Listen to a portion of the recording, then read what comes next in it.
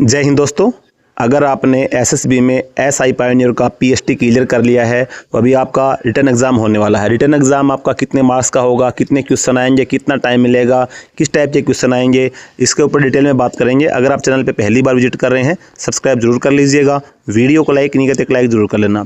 दोस्तों written exam इसके अंदर आपका सीबीटी बेस्ड रिटर्न एग्ज़ाम होने वाला है। इसके अंदर आपके दो पार्ट होंगे, पार्ट 1 और पार्ट 2। पार्ट 1 आपका 50 मार्क्स का होगा जिसमें 50 क्वेश्चन आएंगे।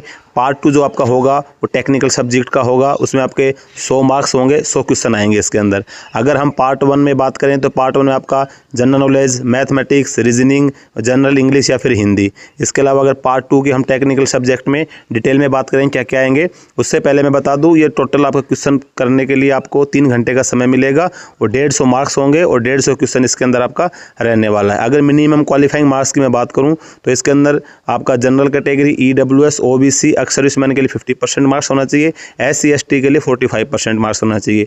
इसमें सिर्फ आपको पासिंग मार्क्स पे टारगेट नहीं करना है, वैकेंसी कम है, कंपटीशन हाई रहता है, तो उस हिसाब से आपको अच्छे मार्क्स लाने की कोशिश आपको करनी पड़ेगी। अब चलिए करते हैं विस्तार से समझते हैं इसमें कौन कौन सा सब्जेक्ट आपका रहने वाला है।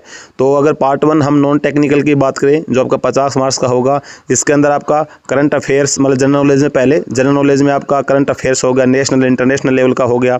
इसके अलावा इंडियन पॉलिटी हो गया, Indian history and geography, general science जिसमें फिजिक्स, केमिस्ट्री, बायोलॉजी के बेसिक होंगे आपका। उसके बाद defence and security related news होगी। उसके बाद सेकंड पार्ट आपका रीजनिंग एबिलिटी का आता है। इसमें आपका आ जाएगा सीरीज कंप्लीशन होगा, number and alphabet, blood relation, direction sense test, coding, decoding, non verbal reasoning हो गई आपकी। तो ये सभी चीज़, एनालिसिस एंड क्लासिफिकेशन हो गया। तो ये सभी आपका रीजनिंग एबिलिटी में आएगा। आपके नंबर 3 में फिर मैथमेटिक्स में आपका number system, LCM, HCF, percentage, profit and loss, simple and compound interest, ये हो गया। इसके बाद में आपका रेसो, इसके बाद में time and work, time, speed and distance, इसके वाला मैनिफेस्टेशन 2D एंड 3D, ये सभी चीज़ें आपकी मैथमेटिक्स में हो गई। उसके बाद में आपका जनरल इंग्लिश या फिर जनरल हिंदी, इसमें आपके ग्रामर रूल्स हो गए, इरेस्पोर्टिंग हो गई, इसके अलावा आपका वन वर्ड सब्स्टिट्यूशन हो गया, रीडिंग कंप्रेशन हो गया, इसके अलावा सेंटेंस करेक्शन हो गया। ये सभी चीज़ें आपकी इंग्लिश ग्रामर में आने वाली हैं। अब ये तो हो गया आपका नॉन टेक्निकल सब्जेक्ट। अब बात करते हैं हम टेक्निकल सब्जेक्ट की, सिविल इंजीनियरिंग की 100 मार्क्स का। चूंकि 150 में से 100 अंक आपके कोर सब्जेक्ट के हैं, इसलिए इन 9 प्रमुख सिविल इंजीनियरिंग जो विषय हैं इन पर आपकी जो पकड़ हो मजबूत होनी चाहिए। जिसे नंबर आपका आएगा बिल्डिंग मटेरियल एंड कंस्ट्रक्शन, इसमें सीमेंट, कंक्रीट, ब्रिक्स, इसके अलावा मोटर एंड कंक्रीट टेक्नोलॉजी हो गई। नंबर 2 आपका आ जाएगा SOM, strength of material, stress आपका and strain, shear force and bending moment, diagrams, deflection of beams, columns and struts. इसके बाद में नंबर 3 आपका आ जाएगा स्ट्रक्चरल एनालिसिस एंड डिज़ाइन, यानी कि RCC and steel, limit steel method, beams, slabs, footing, इसके अलावा welded and bolted connection, steel trusses. Number 4 आपका आ जाएगा सर्वेइंग में। सर्वे में आपका चैन है, कंपास है, प्लेन टेबल है, लेवलिंग है, इसके बाद टोटल स्टेशन बेसिक हो गया। फिर नंबर 5 सब्जेक्ट आपका आ जाएगा soil mechanism and foundation engineering. इसमें आपकी प्रॉपर्टीज ऑफ सोइल है, कंसोलिडेशन है, शियर स्ट्रेंथ है, अर्थ प्रेशर है, बियरिंग कैपेसिटी है।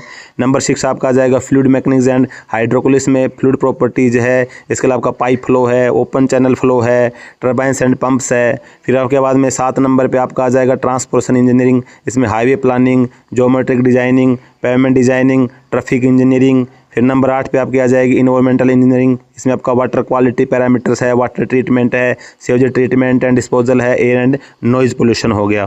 फिर नंबर 9 पे आपका आ जाएगा estimating, costing and valuation, analysis of rates, detailed estimate, specification और वैल्यूएशन प्रिंसिपल। अगर आप इस परीक्षा को, ये सभी मतलब आपके जो टेक्निकल सब्जेक्ट हो गए, ये 9 सब्जेक्ट, इसमें आपके जो पकड़ है वो अच्छी आपकी होनी चाहिए। अगर आप इस परीक्षा को पहले प्रयास में निकालना चाहते हैं तो इन 3 बात का विषय ध्यान रखें। 70-30 रूल अपनाएं। अपनी पढ़ाई का 70% समय टेक्निकल सब्जेक्ट यानी कि सिविल इंजीनियरिंग को दें और 30% समय non technical GK, math, reasoning को दें। इसके अलावा स्टैंडर्ड जो आपका एई जेई हल करें, एसएससी जेई के जो स्टेट एई जेई और अन्य पैरामिलिट्री के जो टेक्निकल एग्जाम के पिछले वर्षों के पेपर्स होते हैं उनको नियमित आप हल करते रहें। Formula and short notes, civil engineering के मुख्य फॉर्मूला और आईएएस कोड प्रोविजन, आपका आईएएस 456, आईएएस 800 की एक सेपरेट रिवीजन शीट तैयार रखें। तो दोस्तों यह थी SSB inspector, sub inspector Pioneer के एग्जाम पैटर्न और सिलेबस की जानकारी। अगर आपका कोई सवाल या डाउट है तो अगर मुझे जिसकी जानकारी होगी तो आपके साथ मैं उस कमेंट का रिप्लाई जरूर करूँगा। और वीडियो आपको पसंद आई तो लाइक करें और अपने दोस्तों के साथ शेयर करें और सब्सक्राइब करके बेल आइकन जरूर दबाएं। मिलते हैं अगले वीडियो में, तब तक के लिए जय हिंद, ऑल द बेस्ट।